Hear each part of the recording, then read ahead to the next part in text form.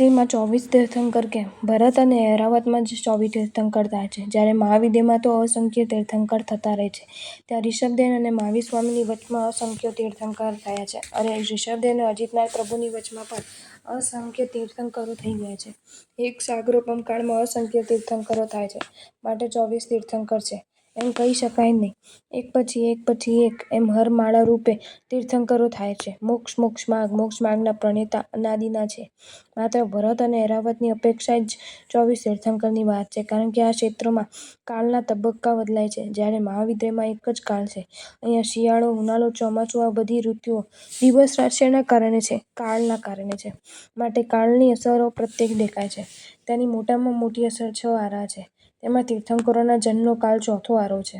તીર્થંકરોને જન્મવા યોગ્ય બીજો કાળ નથી, પરંતુ એ આરામાં પણ 24 તીર્થંકરો જ કેમ? તો આવા વિશિષ્ટ તીર્થંકરોને જન્મવા યોગ્ય તેમાં 24 જ મુહૂર્ત આવે છે, માટે 24 જ તીર્થંકરો થાય છે. પણ આખી સૃષ્ટિમાં તો અસંખ્ય છે. તીર્થંકર જેવી વિશિષ્ટ વ્યક્તિને જન્મવા પણ વિશિષ્ટ કાળ જોઈએ. અત્યારે પણ કાળની અસર પ્રત્યક્ષ છે. પુણ્ય, શરીર, આયુષ્ય પર પણ કાળની અસર પ્રત્યક્ષ દેખાય છે.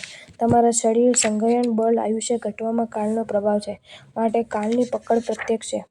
આ નિયત જ છે. મુહૂર્ત જ આટલા આવે છે, કારણ કે કાળ જ એવો છે. માટે આમાં લોકસ્થિતિ સિવાય કોઈ જ કારણ નથી.